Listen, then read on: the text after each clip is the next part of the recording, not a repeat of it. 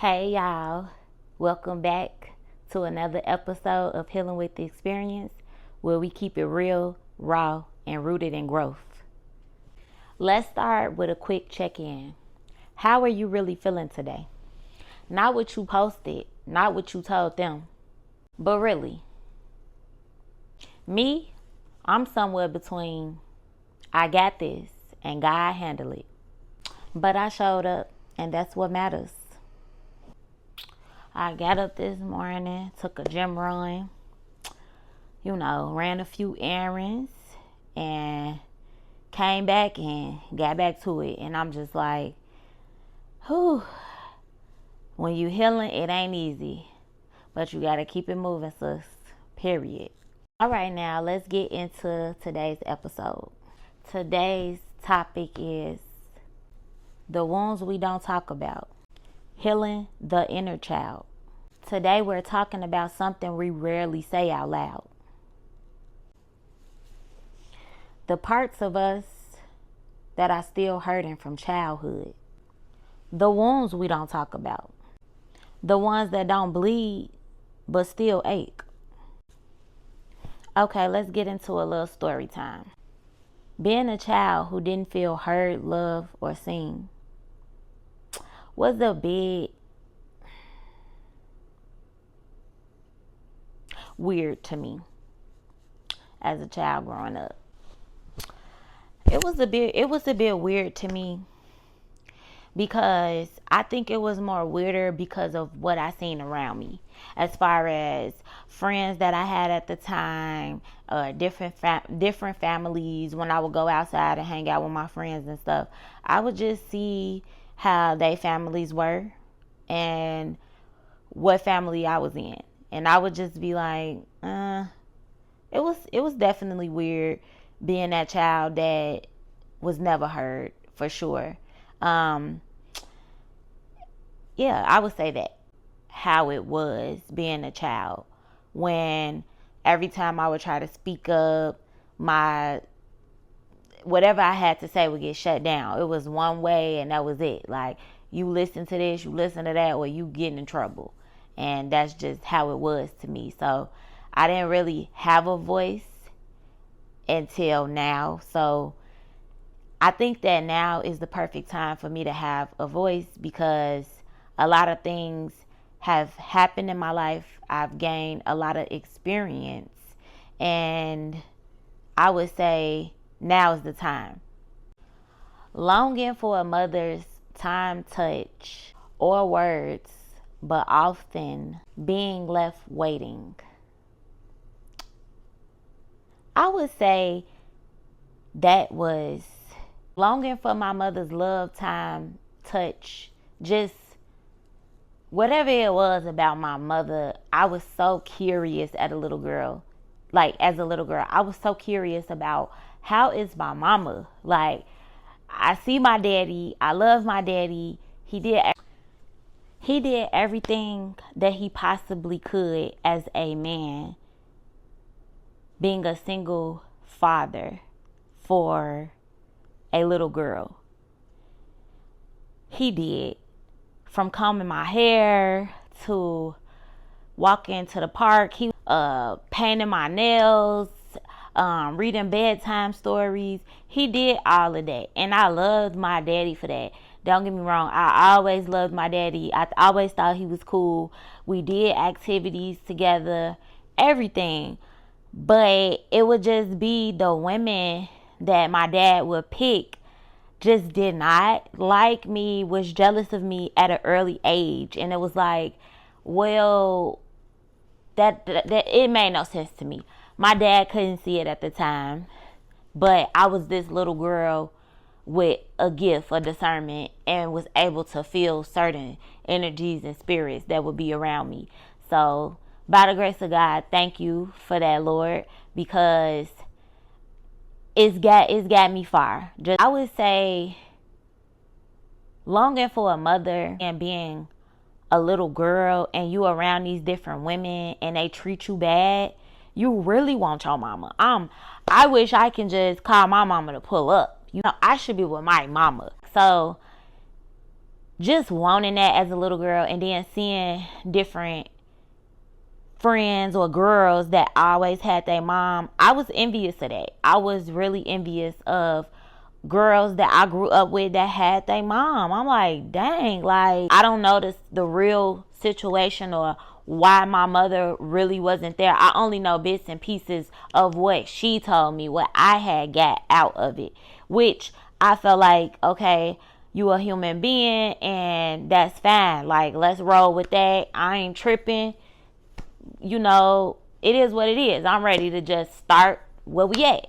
So I'm not sure if, she had to get herself together or she just is something, I don't know. It's like I've never found out why I still at the age of 33 long for that or just want that. But I've learned to come to acceptance that I won't have that. And I wouldn't say I won't have that because it's always, people do change and things do change. So I wouldn't say I wouldn't always have that, but I'm 33 and if it hasn't happened yet, 9 times out of 10, I don't know. I'm not even going to say it's not going to happen because I don't know.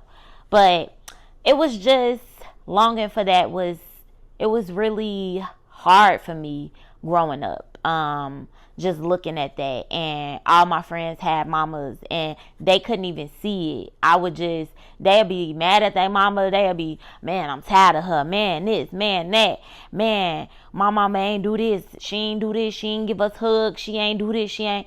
And I get that, but I guess because I didn't have my mother around like they did, I couldn't really understand it. So the fact that they mom was there, I would be like, but your mama here though. But your mama here. So everybody would have like different opinions about their mom. And I get it. Like sometimes a person that you live with that's over the house, which is your mama or your daddy, can get on your nerves. So you may say certain things like that. Or even later on in life, maybe somebody mama get on their nerves. People's mothers get on their nerves. I get that. But I wish I had a like bond or a relationship to say, man, my mama get on my nerve. But I never had that for that. So that's what I always longed for. And as a child, it was a bit steep, concerning. And I just knew when I had a child, I couldn't do that. I couldn't do that because one, that's not me.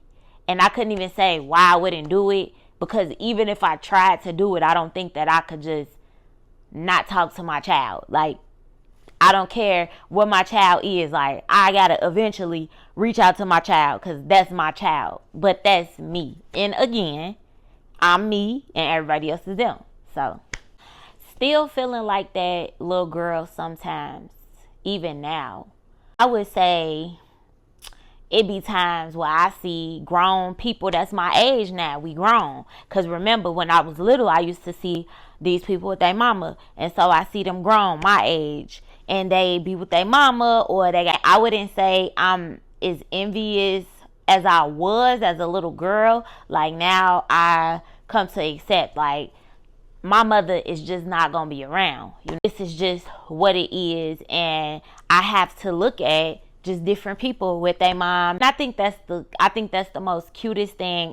I love a girl's girl. I love the mommy and daughter thing, and I always wanted that as a little girl. And my grandmother, she gave me that. I can say that if I got a little taste of what it was like to have a mother and bond with your mother, just sit there, talk, cuddle up, not even really cuddle up because my grandma wasn't the cuddle type, but I'd be up in the bed with her even if she didn't want me to be in the bed with her, and it was okay because I loved that lady, and she allowed me to do that. She allowed me to get that piece of her, and I felt like, okay, it might sound weird, like, okay, why did you just want to lay in the bed with your mama and watch a movie, or put your leg on your mama leg, or just touch your mama or feel your mama?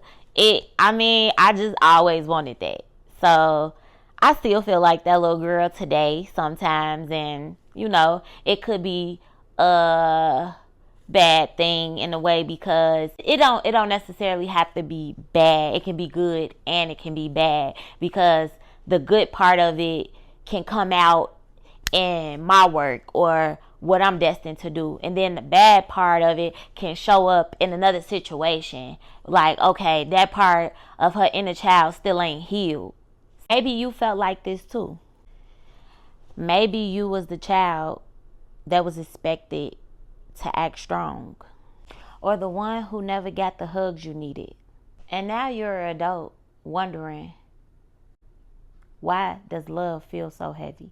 Or why being vulnerable feels so dangerous? What is the inner child? Your inner child is a part of you that still remembers what it felt like to be left out, ignored, or told to toughen up. And unless we acknowledge that part, it shows up in how we love, trust, and protect ourselves today. How childhood wounds shape us in relationships and in motherhood. Sometimes we parent from a place of survival, not healing. If we didn't feel emotionally safe growing up, we may find ourselves overcorrecting with our kids, or repeating cycles that we swore we'll break.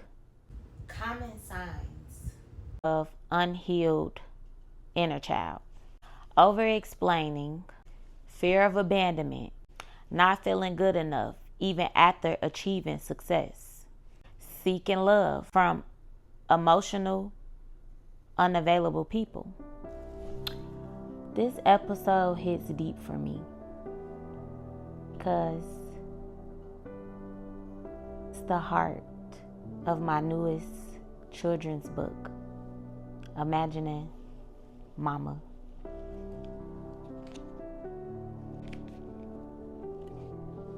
It's a story for kids, but really, it's a message to every little girl who imagined the mama she needed. Instead of receiving her, it's hope wrapped in pages. And I believe healing starts with story like this. You were not broken. You were just never poured into properly. But it's not too late to reparent yourself. It's not too late to give that little girl inside of you the love she deserves. What did you need as a child? How can you give that to yourself today? I see you and that little girl in you. She deserves to be heard, loved, and protected. If this episode spoke to you, I'd love for you to check out Imagining Mama by Nikayla Wilborn. It's available now on Amazon. I'll drop the link in the description below. And I believe it holds something special to your heart, or maybe for the little ones in your life. Well, I'm going to wrap this episode up. I had a great time on Healing with Experience with you guys. Please feel free to comment, share, anybody in need, anybody that would love to listen. And thank you guys so much for tuning in another week, episode 8. Your girl is doing it. I'm showing up. I'll see y'all back here next week. Y'all enjoy the rest of y'all day. And remember that God loves you, and so do I.